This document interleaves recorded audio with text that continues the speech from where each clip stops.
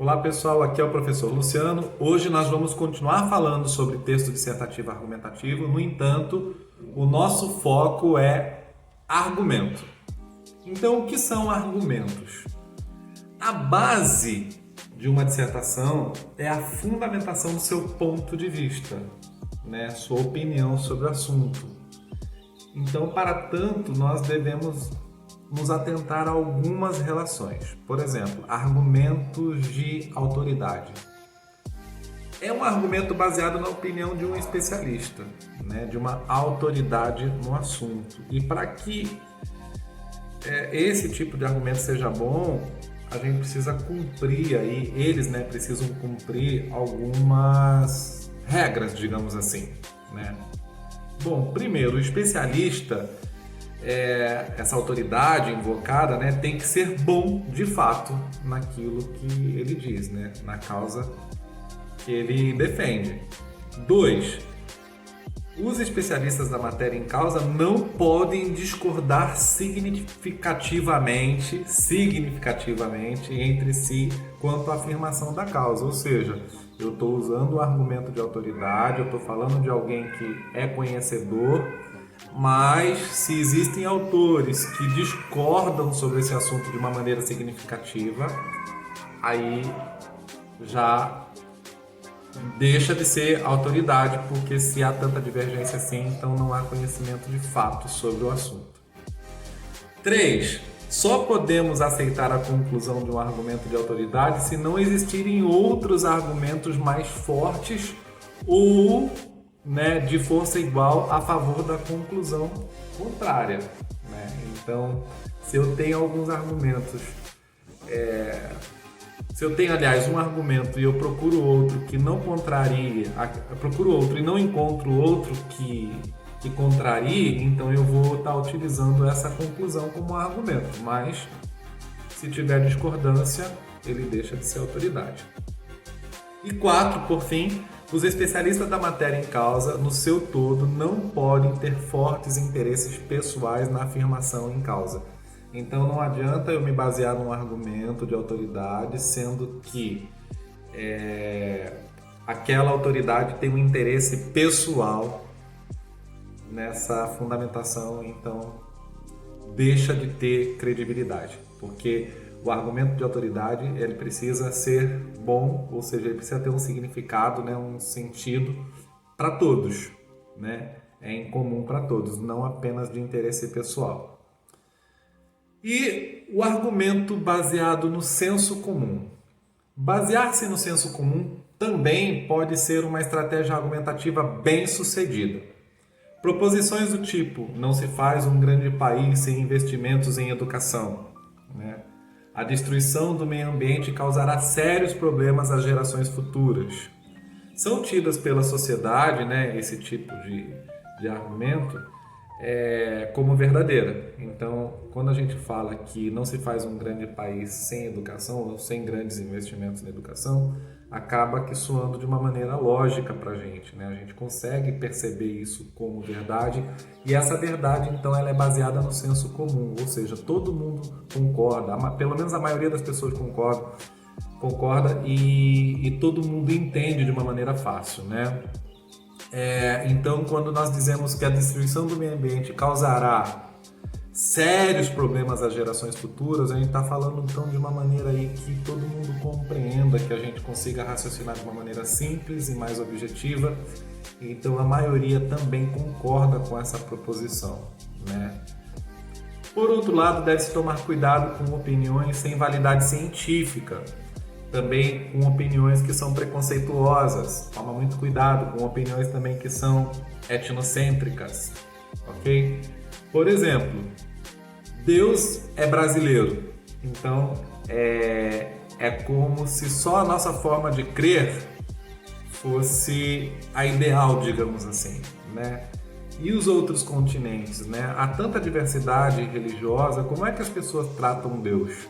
Eu sei que às vezes a gente brinca falando, Deus é brasileiro, então nesse tom não tem problema, mas afirmar que Deus é brasileiro já seria uma ofensa, né? A gente está agindo aí com a questão aí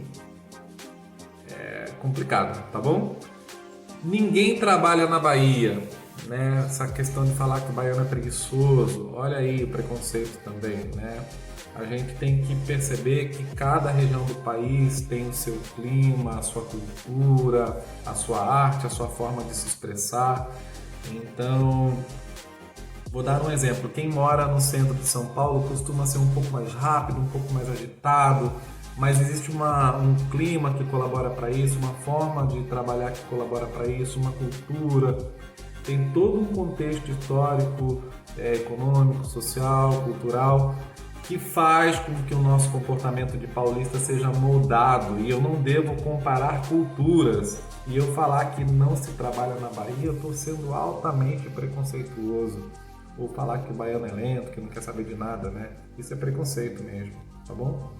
Então a gente tem que tomar cuidado, porque as formas de comportamento social são variáveis e a gente sempre tem que respeitar essa diversidade cultural do nosso país, né, do nosso Brasil, que é tão grande, maravilhoso e tão rico em diversidade, ok? Na primeira vez, o mundo acabou em água, na próxima acabará em fogo. Opa! A gente tem que tomar cuidado também com essas afirmações, né? Induzir nossas crenças, né? Então, e o amor é a solução para todos os problemas. Então, eu de fato acredito que o amor resolve muitos problemas, mas a gente precisa de ação, né? Então, o amor também é ação. A gente não pode achar que basta amar e está tudo ok. Que não é por aí, nós precisamos agir. E vamos falar um pouquinho aí de argumento com base no raciocínio lógico. Pode se derivar das novas proposições de argumentos já postulados anteriormente, né? Por outro lado, o argumento baseado no raciocínio lógico pode pôr a perder toda a argumentação do texto se não for bem utilizado. Então eu preciso ter uma lógica. E para ter lógica é trabalhar naquela questão de coerência, precisa ter sentido, ok? As ideias precisam ser encadeadas, ou seja, ter uma sequência lógica. Isso é argumento por raciocínio lógico. E argumento por causa e consequência. Para comprovar uma tese, você precisa buscar as relações de causa, ou seja, os motivos, os porquês, e das consequências, que são os resultados, né? São os efeitos. Que mais? Algumas expressões podem ser usadas para abordar temas com divergência de opiniões, né? Então, por exemplo, eu posso falar: se por um lado isso acontece, por outro resulta nesse. Então eu estou agindo com uma causa e uma consequência, né? E uns dizem isso, enquanto outros acreditam em tal coisa. Então eu estou colocando aí que mesmo que se diga isso, acredita-se naquilo. Então existe uma causa, existe uma consequência, existe uma relação aí, né? Existe, por exemplo, o fenômeno de ambiguidade também, né? Enquanto uns afirmam umas coisas, outros dizem outras. Então a gente precisa prestar bastante atenção, porque as consequências a gente trata geralmente em algo que foi decorrente, né? Como resultado, como efeito, né? As causas, em virtude de alguma coisa, em vista de alguma coisa, por motivo de alguma coisa, né? Então, não tem aquele ditado de que para tudo há um motivo, mas para toda causa, para todo motivo há também uma consequência. Toda causa tem a sua consequência. Então, vamos focar nisso. Toda causa tem consequência, tá bom?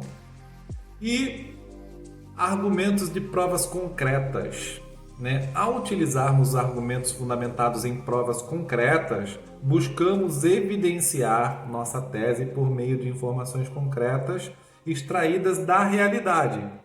Pode ser usados dados estatísticos, né? E cuidado, porque pode ser também usado dados falsos, né, gente? Hoje a gente vive aí a era da fake news, né? Ou fatos notórios também, né? Então, o argumento aí por prova concreta é isso, é quando você usa dado de algo que já foi comprovado. Mas toma muito cuidado que hoje em dia a gente precisa verificar a fonte daquela informação para ver se ela realmente bate aí de maneira coerente aí com as informações que nos são passadas, né? E o argumento de exemplificação, que também é chamado de ilustração. A exemplificação consiste num relato de um pequeno fato. Esse fato pode ser real, pode ser fictício, né? Esse recurso argumentativo é amplamente usado quando a tese defendida é muito teórica e carece de esclarecimentos com mais dados concretos. Então eu vou dar um exemplo aqui. Conviver e condescender com a corrupção não é, contudo, praticá-la, como queira um líder empresarial que assegurava sermos todos corruptos. Aí a pergunta é, nós somos mesmo todos corruptos? Né? Um rápido olhar sobre nossas práticas cotidianas registra a amplitude e a profundidade da corrupção em várias intensidades. E aí a gente precisa entender o que é corrupção para ver se a gente vai de encontro a essa exemplificação, né, essa ilustração ou não. Mas eu vou dar um exemplo de corrupção, que é uma coisa que muita gente pratica e nem se dá conta de que isso é corrupção. A gente, por exemplo, utiliza a máquina copiadora do nosso ambiente de trabalho para alguma coisa, para uso pessoal, que não seja do trabalho.